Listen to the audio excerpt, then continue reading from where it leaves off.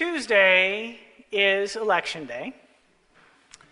It has become a tradition for as long as I can recall for Unitarian Universalist ministers to offer some small encouragement and modest prayer on the Sunday before the election.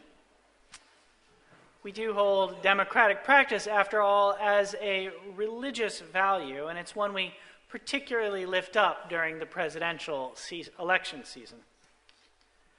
I'll get to the matter of prayer and encouragement shortly, but before I do, two pieces of electoral housekeeping. First, I want to encourage you to vote. We've set a goal of 100% voter participation for our members and friends. And so at the risk of provoking discomfort, I want to invite you to turn to a neighbor and ask them, "Neighbor, have you voted?" "Neighbor, do you have a voting plan?" Kathy's going to call us together again in a few moments.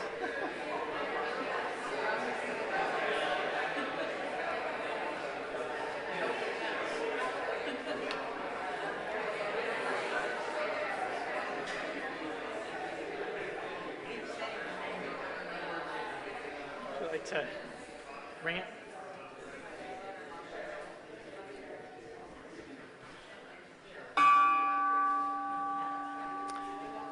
Now, if you don't have a plan to vote yet, do not despair.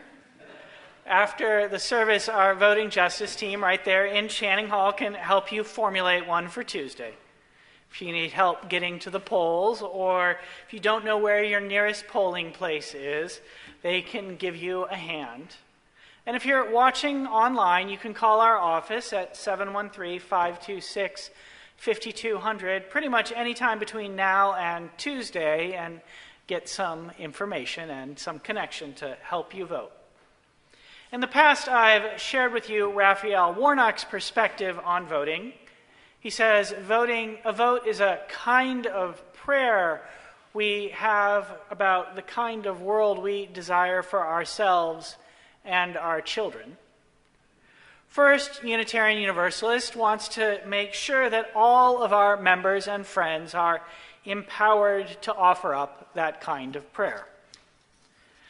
Now, here we get to the second bit of electoral housekeeping. On Thursday, I got data from our voting justice teams about the results of our voting justice work, what sometimes gets called UU the Vote or Souls to the Polls. And thus far, it is nothing short of phenomenal. So let's celebrate our work thus far. Total number of volunteers engaged, 253. Amen. Number of volunteer hours, 2,572.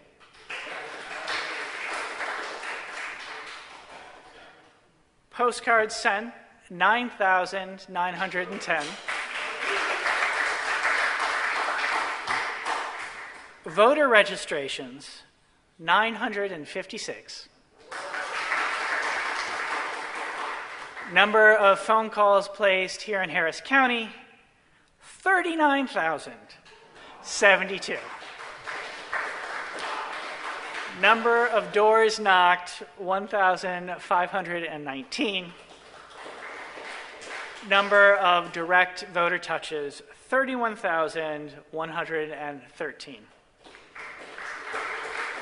So that deserves a little bit more than a smattering of applause. I think we need a hallelujah, and then you should give yourselves a standing ovation.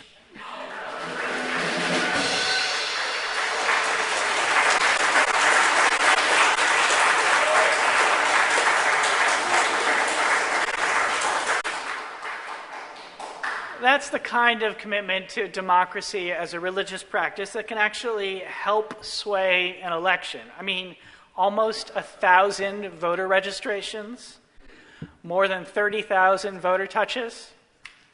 Those are not small numbers.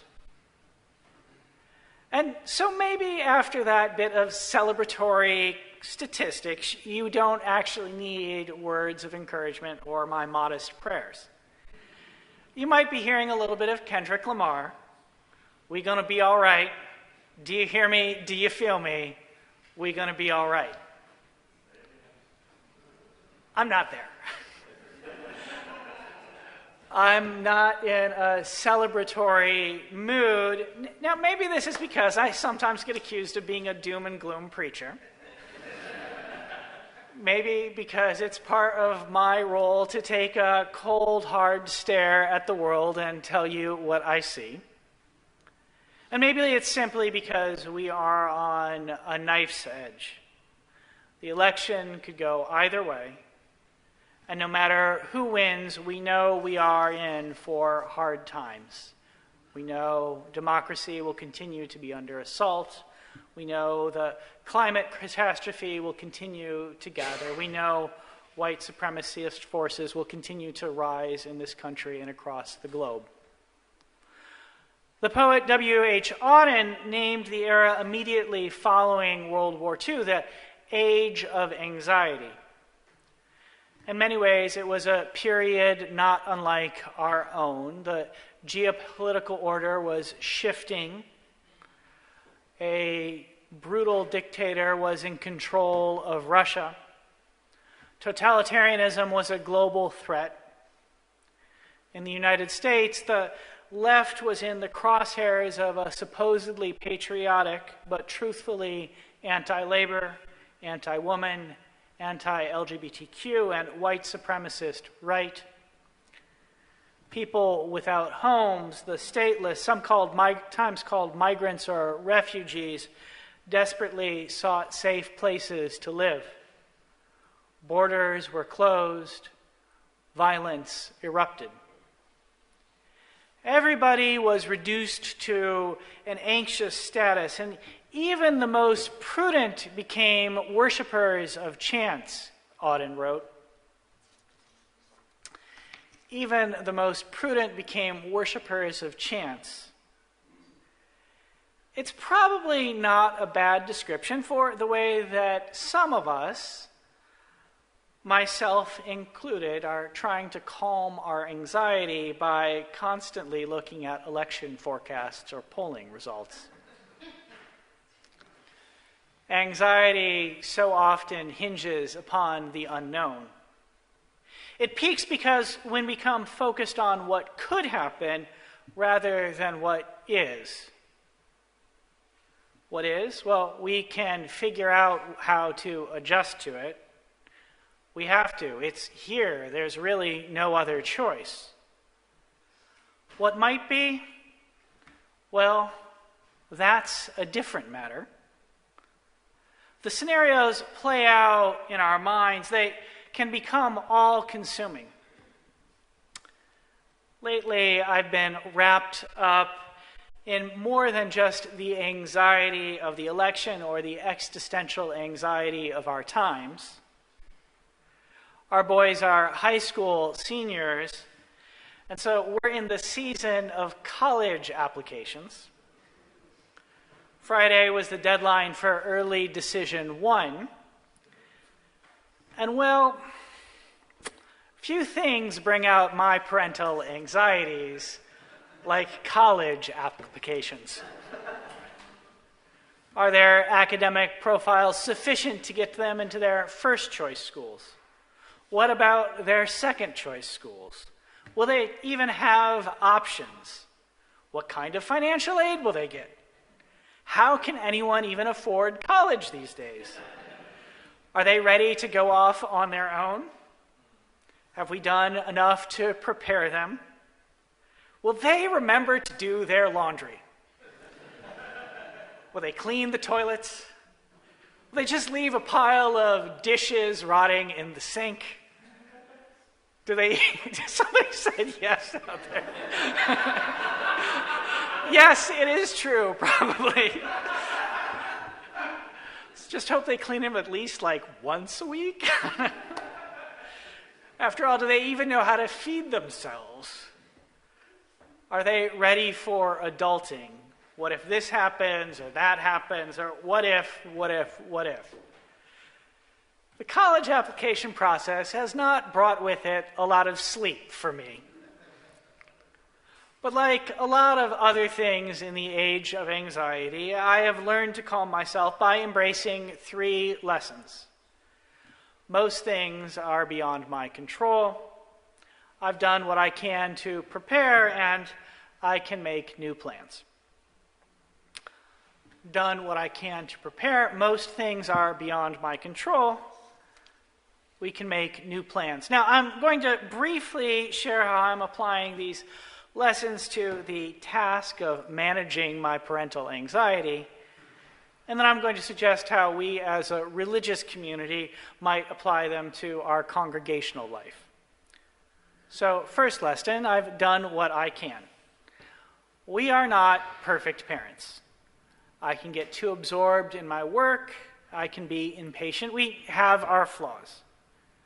But we've done what we can to prepare Asa and Aiden for life, encouraged them in school, read their essays, helped them a bit with math and science, helped them to find other people, including members of this congregation, who can tutor them when we cannot. Whatever happens during the college application process and afterwards, I take comfort in knowing that I did my part. Second lesson, most things are beyond my control. Now, I think that Ace and Aiden have put in some pretty strong college applications for their early decision schools. Will they get in? Well, that's going to depend on who else is applying. College admissions officers worry more about the profile of the overall class they are creating than any one individual application. Maybe this school got a lot of applications from Houston this year, and maybe that one got very few. These things matter. And so do things like the time that the admissions officers take a look at a particular application. Is the officer doing the initial reading through the application hungry? Did she sleep well last night? Has he read so many applications today that he just wants to be done with the whole darn process and go home? These little things can be decisive in determining whose application gets put in the no pile and whose application gets put in the yes pile. Part of lessening anxiety is recognizing that we only have so much control over our own destinies. Third lesson, we can make new plans. If the boys don't get into their early decision schools, they can apply to other schools. There's still opportunities to improve their test scores.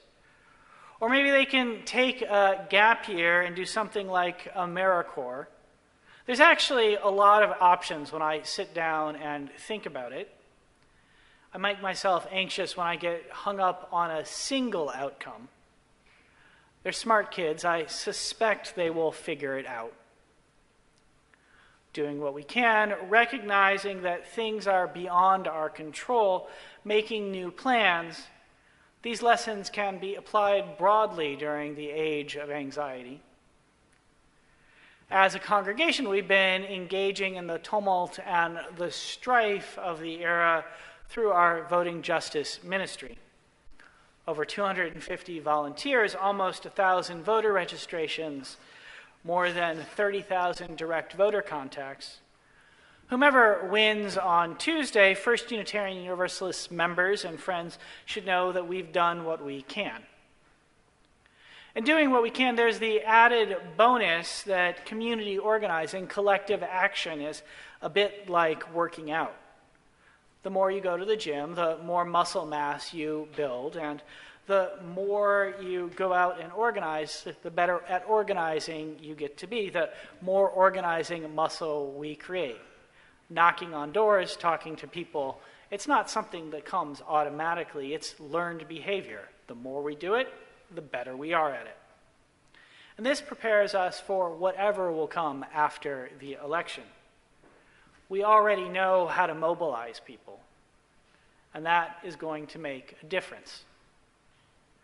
Recognizing that things are beyond our control, Carl reminded us during our special music earlier today that we are victims of the times.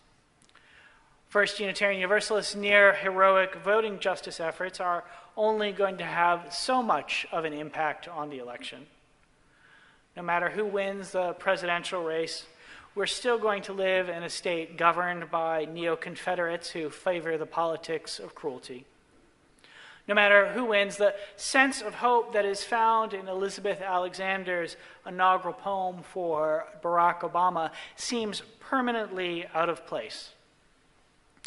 Today, I can imagine a poem being penned that begins, "Each day we go about our business, walking past each other, catching each other's eyes or not, about to speak or speaking." But it's hard for me to conceive of one that concludes, "Anything can be made, any sentence begun, on the brink, on the brim, on the cusp. Praise song for walking forward into that light." Praise song for walking forward into that light. It feels we are beyond such hope now.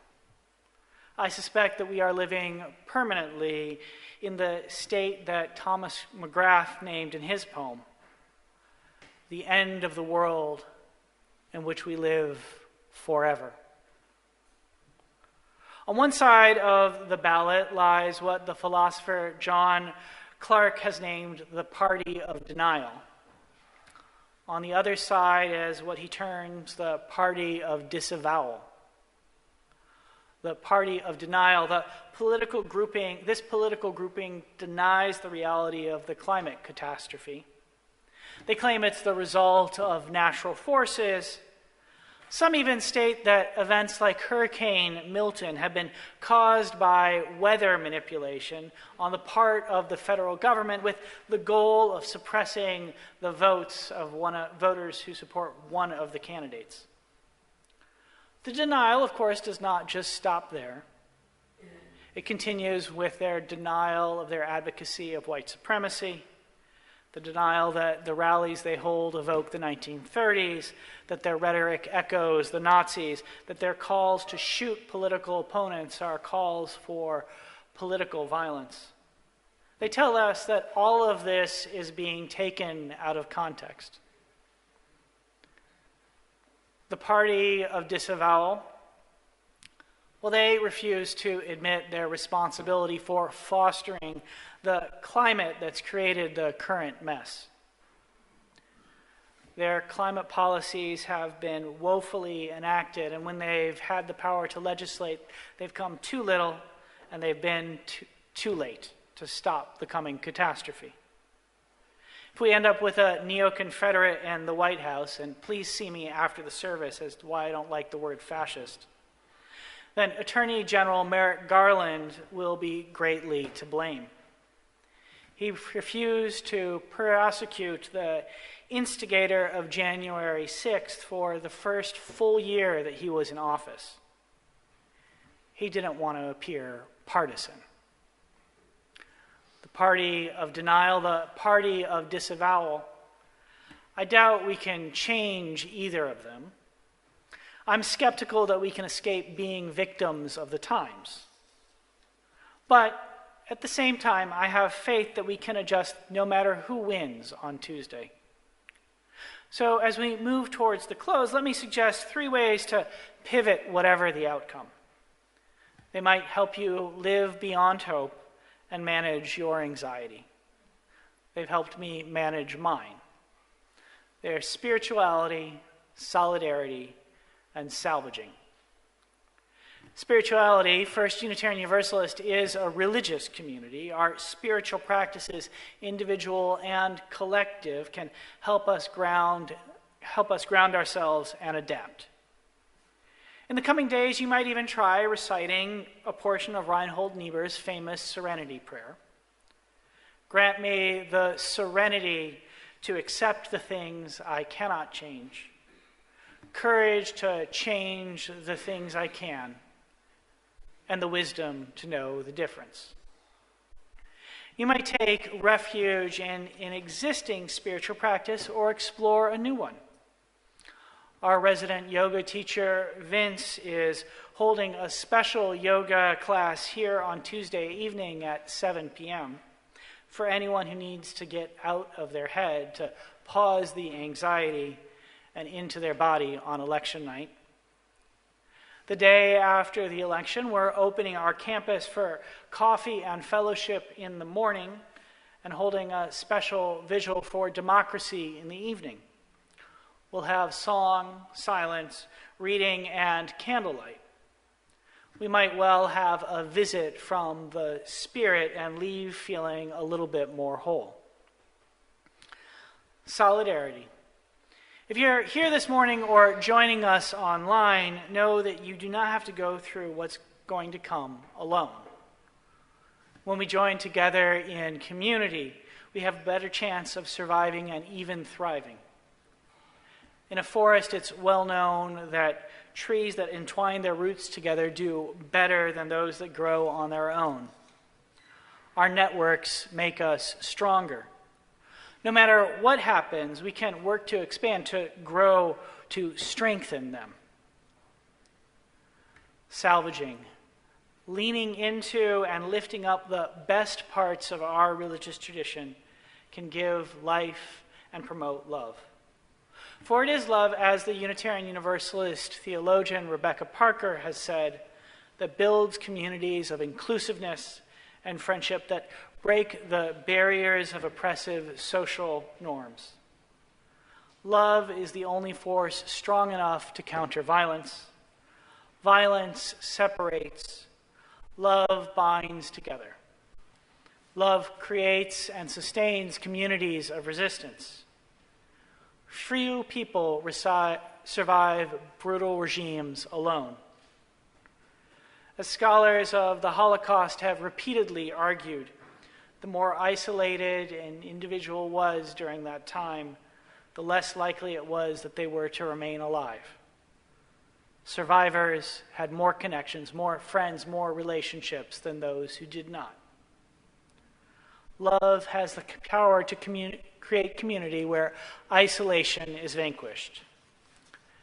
Spirituality, solidarity, salvaging in the age of anxiety, 3 ways to adapt no matter what is to come. So let us continue to do what we can. Let us recognize that there is much beyond our control. And let us remember that even in the face of the uncontrollable, we still have the power to change, to pivot, to adapt. And so I invite you into a closing prayer. Spirit of life and love, known by many names, moving through us now as I speak. Bless us in the coming days, in this era of anxiety, with 3 gifts. The commitment to do what we can, the clarity to recognize what is beyond our control, and the flexibility to transform ourselves as the world around us changes. May it be so. Blessed be, and amen.